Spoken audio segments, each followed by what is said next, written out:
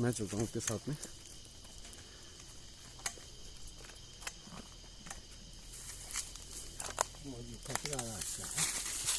आराम से आराम से। हैं? ये सारी इतना चीज अच्छा, दूसरी बात इसमें कोई बात नहीं है कॉम्प्लिकेशन का। हाँ। सब आप समझ जाइएगा। तो अब वो डीएनए, अब वायरस में डीएनए भी रहता है और एक वायरस ऐसा भी जिसमें आरएनए भी रहता है। तो वायरस का पता लगा, ये आपको रसा में जो है तम्बाकू की खेती होती थी, वो तम्बाकू का खेती जो है सारा बर्बाद हो गया। उसमें जितना भी इन्वेस्टिगेशन था साइंटिफिक, बैक्टीरिया इन्फेक्शन है क्या है, सब दिया ही गया, पेस्टिसाइड सारा चीज, उसके बावजूद भी खत्म हो गया।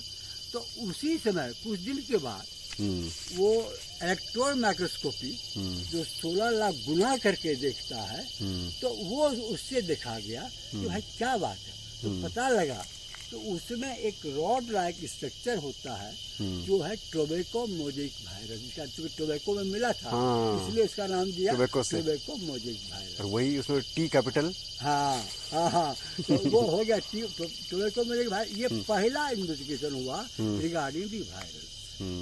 तो वायरस हो गया एक।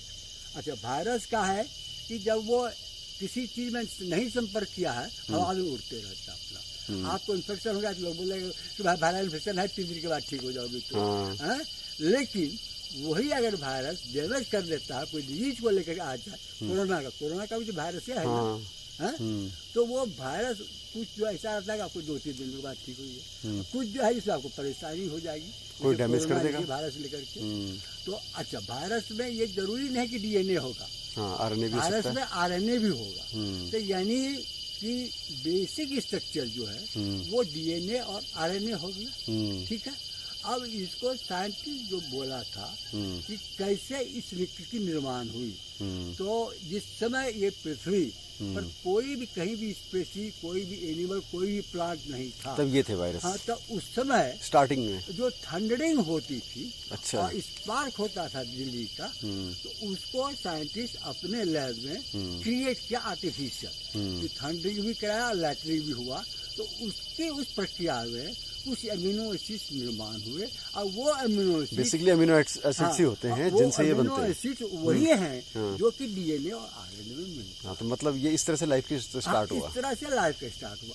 लेकिन आप कहिएगा हम हमारे जैसे लेबन आदमी को, हम अपने को पीएचडी कर ले, दूसरी बात है, लेकिन बायोलॉजी में चाहे किसी भी विषय में आपकी जिंदगी फिजिक्स में हो, केमिस्ट्री में हो, आपका जिंदगी कम है उसको समझने के बाद। बिल्कुल, हाँ, बहुत कुछ है। अच्छा, हम इसीलिए बोलते हैं कि अरे ब्राह्मण कोई जात से थोड़े होता है, जो ब्रह्म को जानता है। तो ब्रह्म क्या हुआ, ब्रह्मा जी थोड़े हुए। ब्रह्म में जो है जो ब्रह्म को जानता है, प्लेनेट तो है ही, उसके ऊपर भी तो कोई प्लेनेट है। जैसे स्टार के बारे में कहा गया है कि सूर्य से भी उसकी रोशनी होती है ज्यादा, लेकिन वो चूंकि हमसे इतना ही दूर है तो हमको तारे के साथ टिरास में दिख रहा है, मतलब एक एग्जाम्पल आपको दे रहे थे, क्या बायोलॉजी की थोड़ा सा इंटरेस्ट दिखा इसलिए बोल रहे हैं आपको। फिश में भी जैसे कि समुद्र है और वहाँ पर कहीं पहाड़ है, तो वहाँ पर थोड़ी सी झाड़ी उड़ी तो हो ही जाएगा। तो वैसे भी फिश वहाँ पर है जो कि अपना एक टेम्पोररी घोंसला बना करके अपने बच्चे, हाँ, ठीक है। अब बच्चा जब बड़ा हो रहा है, फिगरलिंग्स वाला अंडा से फिगरलिंग, उसके बाद जो थोड़ा सा बड़ा होता है फिर निकल गया फिर, तो फिर निकल गया तो फिर उसको पकड़ के लाता है। और इस तरह से मान लीजिए 5 बार 6 बार किया कुछ ब्रिगेड में, उसके बाद देखा कि अब बच्चा से बाहर रहता है तो घोंसला को तोड़ देता, जाओ अपने घूमो। तो हम इसलिए बताते हैं लोगों को कि देखो, बच्चे को हम लोग का काम था केयर देना। एजुकेशन दे दिए, वो अपना तुम इस इन्वायरमेंट में अपना कम्पीट करो। कम्पीट करने के बाद नहीं करते हो तो दिखा जाएगा, और कम्पीट नहीं करते हो तो क्या किया जा सकता। तब तुम अपना जो है करो, जो कर सकते हो। आप इंजीनियर बन गए तो उस समय जिसमें हम लोग बनते लेक्चरर भी, तो क्या स्किल था उस समय तो बहुत कम होता था, पर मंथ 300 रुपया हुआ, 20% दिए आपको, यही तो स्टार्टिंग होती थी लेक्चरर का, और उसके पहले और कम था, बहुत कम था। हाँ।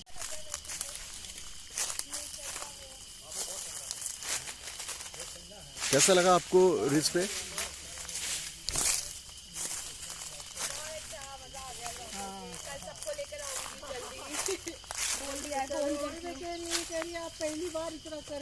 ट्रैकिंग कर लिया। वहाँ से व्यू दिखा आपको?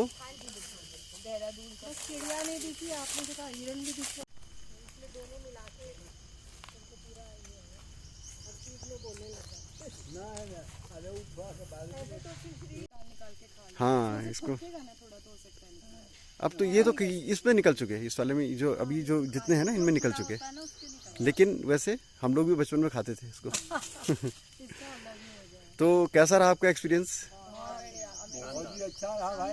इस एज के लोगों को आपने लाया जिनकी 6 महीना पहले नी ट्रांसप्लांट चाहिए।